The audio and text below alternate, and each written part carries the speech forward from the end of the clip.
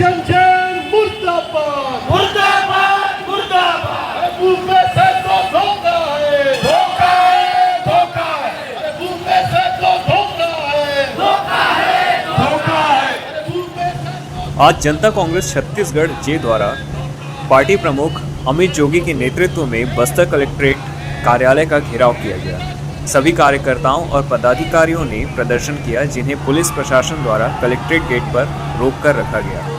Party द्वारा प्रदर्शन किए जाने के पश्चात मौजूद पत्रकारों से मुखातिब होते हुए अमित जोगी ने कई मुद्दों पर केंद्र की भाजपा और राज्य की कांग्रेस सरकार को आड़े हाथों लिया।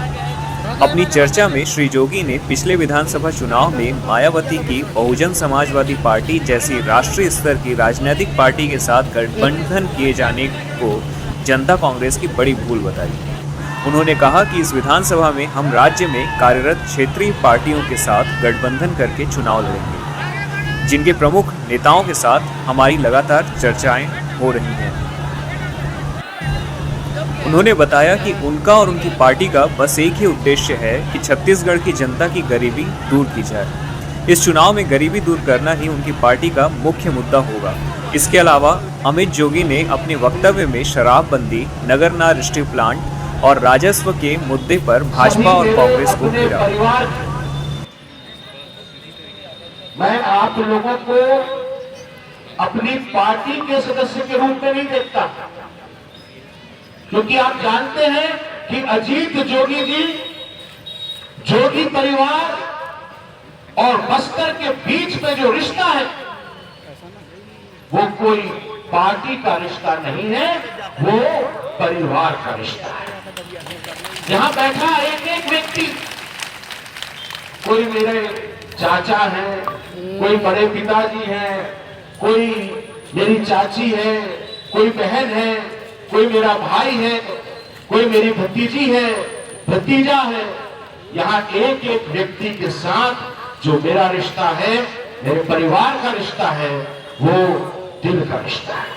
आज जो कलेक्टर घेराव का क्या कारण है, मुख्य कारण क्या है? पिछले एक साल में ये पहली बार नहीं है, दूसरी बार नहीं है, तीसरी बार है जबकि मैं खुद कलेक्ट्रेट का घेराव कर रहा हूँ। और जैसा कि आप देख सकती हैं, मेरे साथ जितने ये आवेदन हैं, इनकी संख्या हर बार बढ़ती ही जा रही है, घटने का नाम नहीं ले रही है। 15 साल लोगों ने भारतीय जनता पार्टी की सरकार देख ली, 5 साल भूपेश बघेल जी की सरकार देख ली। ऐसा कोई सगा नहीं जिसे कांग्रेस और भाजपा ने ठगा नहीं। दोनों राष्ट्रीय दलों में प्रतियोगिता चल रही है कि वादा खिलाफी में, घोषणाबाजी में कौन आगे रहेगा, भ्रष्टाचार में, लूट खसोट में कौन आगे रहेगा।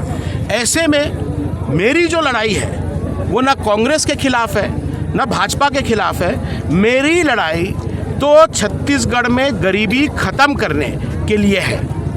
गरीबी के खिलाफ मैं मैदान में उतरा हूं और इस बार मुझे पूरा भरोसा है कि लोग एक ऐसी सरकार को चुनेंगे जिसका हाईकमान दिल्ली में नहीं, जिसका हाईकमान छत्तीसगढ़ की जनता रहे।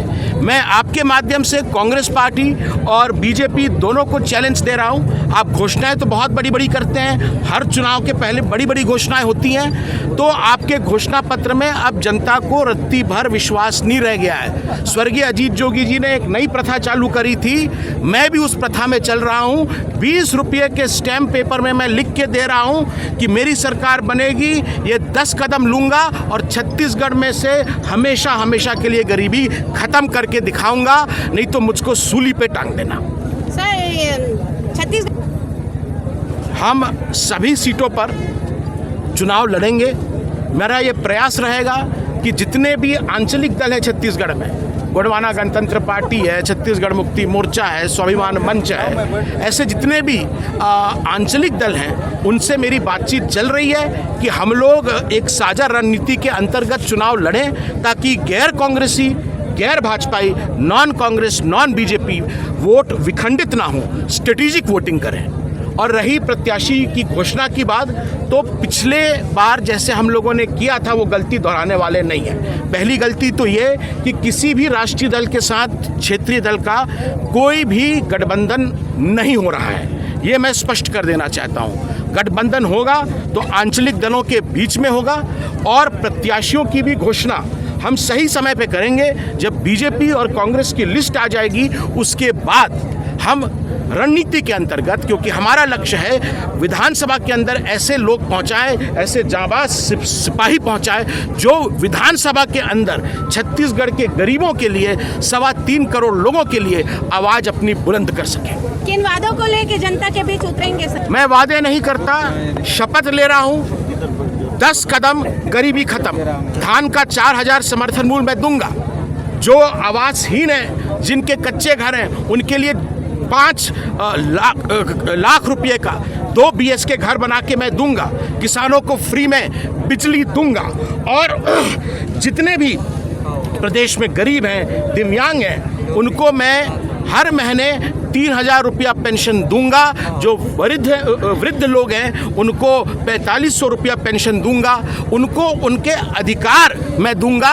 ये 10 मैंने ऐसी अहम घोषणाएं करी हैं। जितनी दारू की दुकान रमन सिंह और भूपेश बघेल ने खोल के रखी है, एक एक दारू की दुकान में अमित जोगी ताला लगाएगा। और छत्तीसगढ़ में अमूल से बड़ा मिल्क प्रोडक्शन सेंटर हम लोग खोल के दिखाएंगे। भूपेश बघेल जी दारू बेच के 6000 करोड़ रुपया कमा के दे रहे हैं। मैं दूध बेच के, दही बेच के, घी मक्खन बेच के 35,000 करोड़ रुपया कमा के छत्तीसगढ़ के लोगों को दूंगा। प्लांट जो है अब बेचने के बाद भी जो लोकल लोगों को वहाँ पर प्राथमिकता नहीं दी जा रही है, उस विषय में क्या? 23 साल में बस्तर के लोग की भूमिका जो है वो जैसे महाभारत में कर्ण की भूमिका है वैसी हो गई है।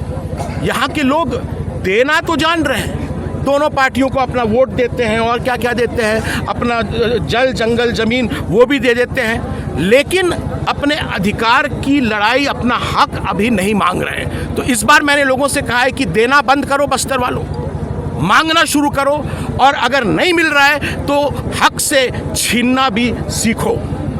नगरनार इस्पात संयंत्र 2001 में मेरे पिताजी ने बस्तर को दिया था। उसके बाद इस क्षेत्र को कुछ नहीं मिला। बोला कि हम टमाटर वाला प्रोसेसिंग यूनिट खोलेंगे, मक्के का कारखाना खोल देंगे, ये कर देंगे, बोधघाट चालू करा देंगे। कुछ किसी ने नहीं किया। एक चीज जो जोगी जी बस्तर को दे के गए हैं, 22 साल हो गए, अभी तक शुरू नहीं हुई है। और शुरू होने के पहले ये दोनों चोर मौसेरे भाई उसको बेचने की साजिश रच रहे हैं। तो वो नगरनार नहीं बिकेगा। नगरनार बस्तर का था, बस्तर वालों का है और बस्तर वालों का ही रहेगा। नगरनार इस्पात संयंत्र चालू होगा और उसमें 100% आरक्षण स्थानीय लोगों को देना होगा।